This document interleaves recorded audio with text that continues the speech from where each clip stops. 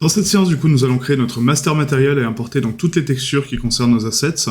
Donc, on va ici donc dans Materials, Master, et on va cliquer droit, donc ici sur la petite fenêtre, et là on clique sur Material.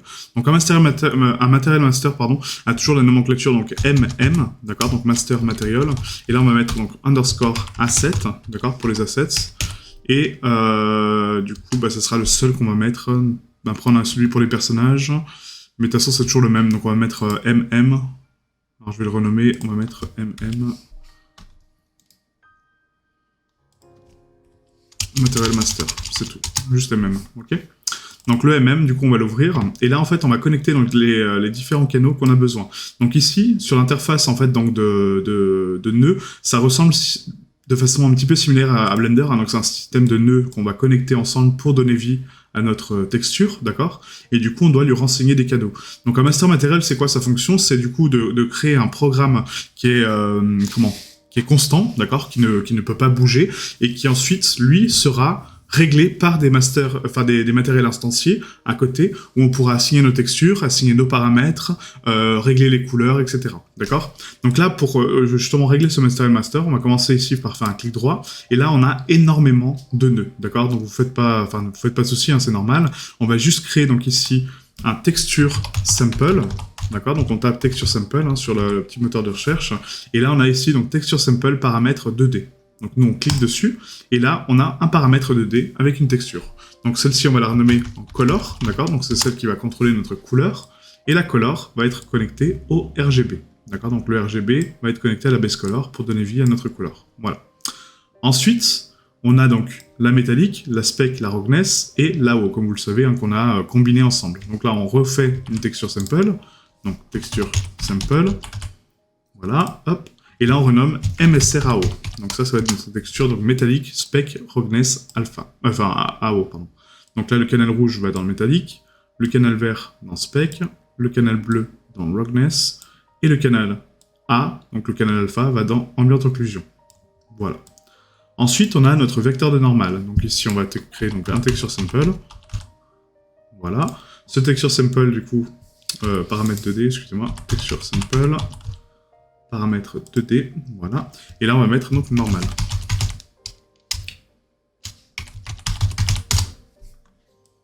Voilà. Ensuite, on a donc le canal de RGB qui va directement dans la normale. Hein. Donc là, contrairement à Blender, on n'a pas besoin de nœuds, de vecteurs de normal, etc. Il comprend directement ce que c'est. Et là, on a notre normal. Ensuite, il nous manque maintenant les coordonnées UV. D'accord? Donc les coordonnées UV, ça va être le tiling un petit peu. Donc là, on va mettre donc ici un autre nœud derrière. On va mettre UV. Et là, vous avez donc normalement donc un nœud qui s'appelle donc non, c'est pas UV, excusez-moi, c'est texture coordinate. Texture coordinate, donc les coordonnées de la texture. Voilà. Et là, du coup, on a donc les paramètres donc 1, donc ça c'est la scale sur X et la scale sur Y. D'accord? Donc U c'est X, V c'est Y. Donc là, on connecte ça aux UV. Hop. Voilà, comme ça on a donc les bonnes coordonnées pour nos cartes. Maintenant, il nous manque juste une dernière carte qu'on a de temps en temps, c'est l'opacity. Donc là, on va mettre donc ici une nouvelle texture sample, paramètre 2D, hein. On renomme ça opacity, voilà, et là on va connecter donc l'opacity directement dans l'opacity mask et pas l'opacity, hein. D'accord, donc là c'est le canal RGB, et on clique ici, et on renomme, hop, sur opacity mask. On connecte nos coordonnées UV, et là on est bon. Maintenant, pour régler donc un petit peu donc, ces paramètres-là, notamment la spec, hein, parce que du coup la spécular, rappelez-vous, j'ai dit qu'on allait l'enlever de façon partielle. Ici, on va mettre donc un nœud qui va être donc du coup un multiply, d'accord, donc il va multiplier donc la valeur. Et là, on va multiplier donc la spécular par une valeur fixe, d'accord. Donc on va connecter donc le multiply, enfin la spécular pardon, donc le canal vert au A. Le multiply reste donc directement connecté à la spécular, et là dans le B, on va mettre la valeur avec laquelle on veut multiplier. Donc là, on va mettre un scalar paramètre. Donc un scalar paramètre, ça permet donc de contrôler ce paramètre-là avec un slider, d'accord, par la suite. Et du coup, on va mettre ici specular intensity. Donc ça, on va le laisser en contrôle hein, pour pouvoir le régler. Et pour l'instant, on va le mettre donc par défaut à 0.2, d'accord. Donc le slider max va, le slider minimum va aller à 0 et le slider max va aller à 1. Comme ceci. Et là, il nous manque donc une dernière chose maintenant, c'est le canal d'émissive qui va donner donc un petit peu ce côté cartoon, un peu ce côté cel shading. Et du coup, pour faire ça, on prend donc le RGB, on le connecte à l'émissive color, d'accord? Donc ici, pour émissive, donc pour émettre de la couleur, vous voyez. Et ensuite, on va mettre donc un multiply encore une fois. Multiply. Hop. Là, on le met donc juste sur notre canal RGB. Donc le RGB va dans le A. La sortie va dans l'emissive color. Et la même méthode, on va mettre un scalar paramètre encore une fois pour pouvoir le contrôler individuellement. Et là, on va mettre donc emissive intensity. Et là, ça va permettre de contrôler donc la puissance de l'émissive. Donc par défaut, elle sera à 1. Et du coup, le slider va être forcément minimum à 1. Et après, on peut le bouger donc entre 1 et peut-être 5. Voilà, maximum. D'accord? Comme ceci. Et là, on a créé notre master material. Donc maintenant, il faut activer donc les bons canaux, parce que là, pour l'instant, l'opacité masque est grisée, et du coup, on n'a pas accès à l'opacity. Donc on sélectionne donc le nœud ici, on va mettre donc au niveau des paramètres, c'est une surface. Est-ce que c'est un blend mode en opaque? Non, c'est en masked, d'accord? Donc j'ai besoin de récupérer mon masque si j'en ai un. Donc en masked, vous voyez, donc là il est masqué partiellement, hein, c'est normal par rapport à l'opacité qu'on a ici. Et ensuite, quel est le type de shading modèle? Donc nous, ça va être donc du two-sided foliage. D'accord? Donc on va mettre toujours en two-sided, comme ça on aura donc les doubles normales. Et là on clique sur two-sided, comme ça on a donc la normale positive et la normale négative. Vous voyez? Contrairement à tout à l'heure où j'avais que la partie positive, là j'ai la partie positive et négative. Donc je vois à l'intérieur de ma sphère et en dehors de ma sphère. Parfait. Ensuite on a ici donc cast ray traced shadows, donc oui. On va mettre ensuite donc là les autres paramètres, donc ici du thread loadé, donc ça c'est bon. Ça c'est bon, ça c'est bon, physical, screen scale, donc la translucence on coche, donc les screen space reflection, donc ça c'est pour les volumétriques, donc ça non, le fogging non plus, la translucence, et là je pense qu'on est pas trop mal, ouais, nickel. Voilà, donc là on sauvegarde donc ce master material, il faut lui dire que donc si on a une texture d'émissive, d'accord, si on en a une, il faut pas qu'il prenne ce paramètre là, d'accord, donc le multiply et l'émissive, en gros. Donc là, on va mettre un bouton, d'accord? Donc un bouton qu'on va cocher ou décocher. Donc pour mettre ça, on va mettre un static switch paramètre, d'accord? Donc static switch, donc un static switch c'est un bouton statique, quoi. Donc static switch, on a ici. Donc on va prendre nous le paramètre pour pouvoir le contrôler en dehors. Et là, c'est émissive. Et on pose la question, émissive? Est-ce que j'ai une émissive ou pas? Oui, j'ai une émissive. Donc si oui, ok. Bah, dans ce cas-là, tu prends la texture. Donc du coup, tu prends la texture d'émissive. Donc là, on remet un texture sample. Donc texture sample, hop, paramètre 2D, qu'on va renommer donc émissive. Voilà. On reprend donc ça, hein, du coup. CTRL-C, CTRL-V. Quoique, si je prends celui-là, en fait, ça sert à rien, parce que du coup, on peut le multiplier directement, quoi. Je sais pas si je peux connecter les deux nœuds ensemble, mais je pense pas. Du coup, on va prendre donc ça, voilà, donc directement l'émissive, c'est pas grave. Hop, on prend donc les coordonnées UV, et là, on connecte, d'accord? Donc ça, c'est l'émissive avec les paramètres si on a de l'émissive. Est-ce que t'as une texture d'émissive? Oui, j'ai une texture d'émissive, donc c'est vrai. Ok, donc tu connectes là.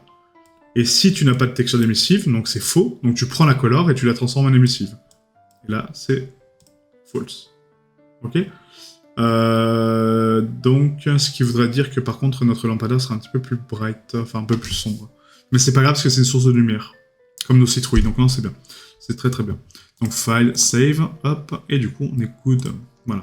Donc à présent nous allons apporter donc nos textures, hein, du coup je vais créer donc des dossiers ici hein, directement pour les assets, hein, donc au préalable, mais du coup on va les supprimer, d'accord, vous supprimez tous les dossiers de texture, et on va les créer un par un, d'accord. Donc on va ici créer donc nos barrières de bois, d'accord, donc on les importe, donc ici dans import, hop, on importe nos barrières de bois. Et là, on va créer donc un dossier directement avec barrière bois. Donc underscore bois, ou coller, hein, comme vous voulez. Hop, mais pas d'espace, hein, d'accord? Là, on va faire donc import encore une fois. Hop, on va prendre donc ici donc les barrières métal, cette fois-ci. Ouvrir. On crée un nouveau dossier. Barrière métal. Donc pourquoi les dossiers? En fait, hein, c'est tout simplement par rapport à la nomination. C'est que certaines textures ne sont pas nommées. Comme vous pouvez le voir, hein, du coup, pour les barrières en bois, etc. Donc, pour éviter un chevauchement de texture, du coup, on va les importer à part, dans des dossiers à part. Comme ça, on est tranquille, et on pourra créer nos smart materials sans problème. Donc là, le caveau. Hop, caveau.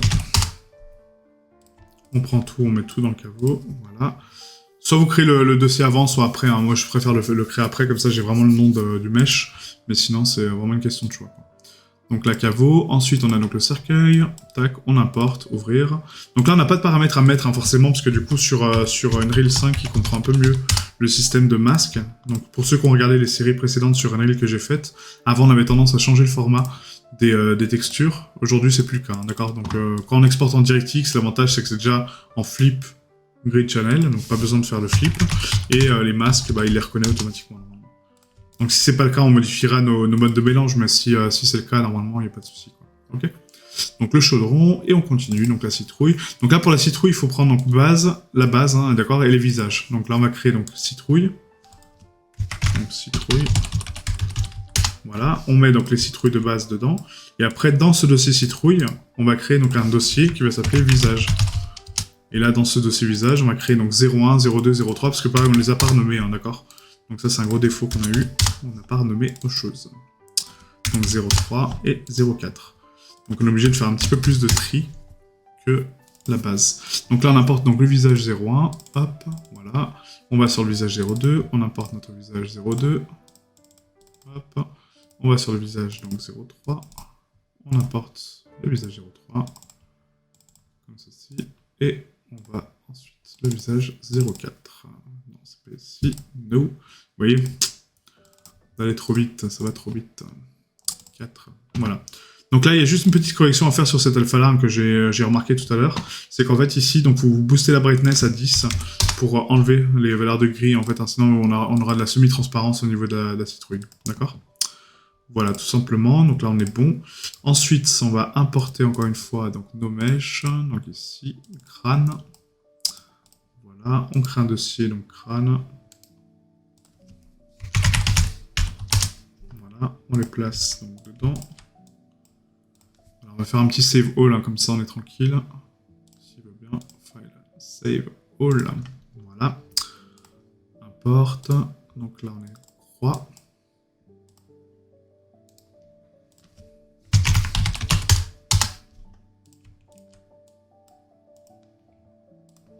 Voilà, importe. Lampadaire.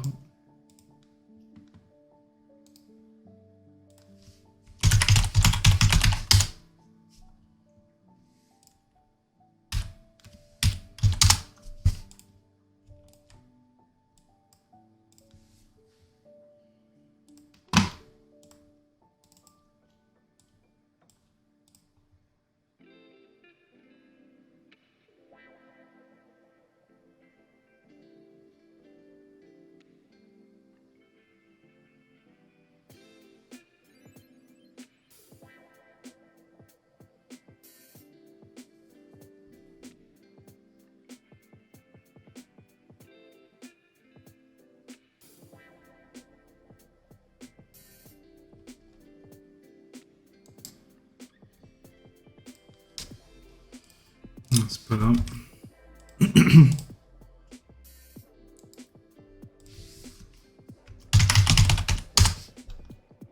Donc là, vu qu'on a de l'émissive, on va devoir corriger notre master material, hein, du coup, hein, pour mettre l'émissive, parce que du coup, je l'ai pas mis correctement. Parce que là, on n'a pas que de l'émissive de la color, on a l'émissive aussi donc de la lumière qu'on veut envoyer, quoi, avec la texture d'émissive. Donc ça, il faudra corriger, d'accord?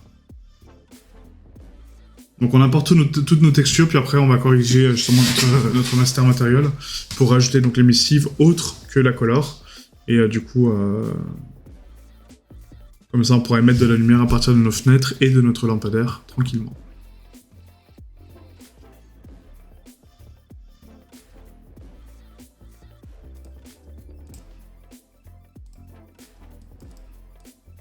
Les murs, on va pas les mettre, on n'en a pas besoin. On va mettre donc la pierre principale. Pierre main. Voilà.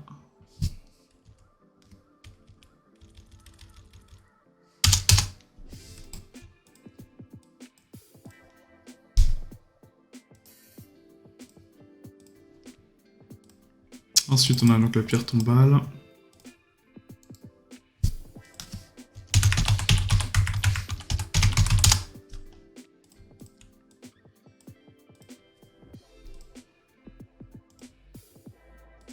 Le pot de fleurs.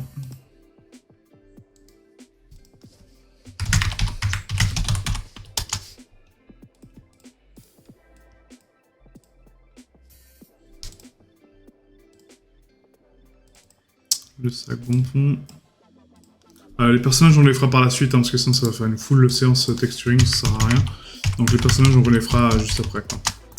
Une fois qu'on aura tout mis en place pour la scène, on pourra placer nos personnages, donc ça sera vraiment le petit final, la petite touche finale. Parce qu'après, il y a les animations des personnages, il faut les programmer, enfin voilà, c'est assez long hein, encore. Donc je préfère le faire après, plutôt que saccader les vidéos comme ça. Là, on fait toute la séance texturing de la set, et après on est bon. Voilà, donc là, il nous manque donc juste les textures maintenant pour notre tronc, notre foliage, et il manque nos fronds aussi, donc les fronds des arbres. Donc fronds, voilà, donc là on va dans foliage, import, on va prendre donc du coup notre dossier speed tree cette fois-ci, dans export, foliage, plantes, non c'est pas ici du tout, c'est... Non, on les avait créés dans substance, excusez-moi. Donc c'est dans export, atlas, voilà. Donc là, c'est le foliage, hein, voilà, qui est pas renommé du coup. Donc on va prendre donc, la color, la MSRAO et la normale. Et dans le dossier, il y a un dossier opacity qu'on va mettre ici. Voilà. Ensuite, on a donc notre fronts, enfin nos fronts, pardon. Donc les fronts, par contre, c'est dans SpeedTree. Donc on va dans export, arbuste, je crois. Non, c'est dans fronts. Dans fronts, et on prend toutes les textures, sauf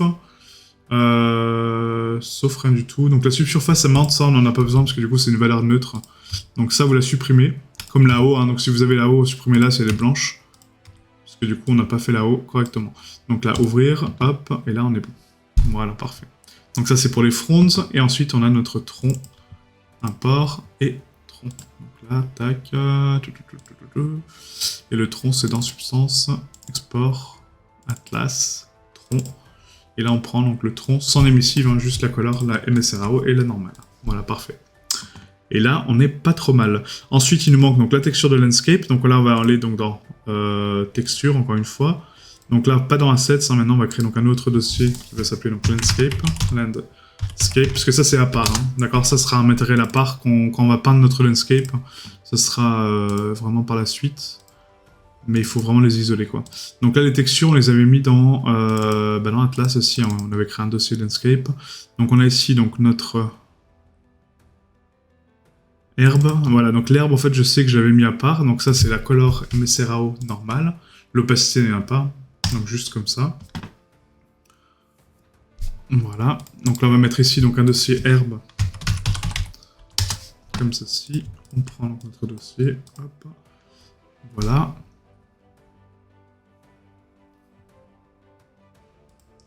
Ensuite, on avait notre texture donc, de roche. Donc là, pareil, hein, le passe color normal, occlusion. Donc, là, on va prendre ici notre roche. Et il ne m'a pas généré la MSRAO celui-là, par contre, pour la roche. Bon, c'est pas grave. C'est pas très grave, de toute façon, c'est la même chose. Hein. Ici, on a l'occlusion et les canals combinés. Et ensuite, on avait donc la dirt. Hein. Donc, du coup, là, c'est le sol ou la terre, comme vous voulez. Voilà, et là, sol. Color, MSRAO et normal. Après, donc l'autre masque hein, qu'on a ici, donc c'est la variation en fait hein, pour casser le tiling. Donc là, en fait, on va ici donc dans import, et là, on va juste prendre donc la color, uniquement la color, hein, d'accord. Donc ça, c'est notre masque par défaut, vous voyez, de génération. Voilà, tout simplement. Donc la file save all. Si vous voulez renommer vos textures, je vous invite à le faire. Hein. C'est juste que là, je vais pas prendre le temps de le faire en caméra. Hein. Ça sert pas à grand chose. Mais si vous voulez prendre le temps de renommer vos textures pour que ça soit propre, n'hésitez pas. Hein, d'accord. Donc là, vous mettez donc T variation terrain, la T sol, etc. Et vous renommez correctement vos textures, sera plus clean, je pense. D'accord. Voilà, donc là on a apporté donc, toutes nos textures, donc je pense qu'il ne nous en manque pas, hein. Nos roches, etc. Donc non, ça m'a l'air bon. Du coup, on va pouvoir passer donc, à la prochaine étape qui sont donc la création des matériels instanciés et de les assigner du coup à notre scène.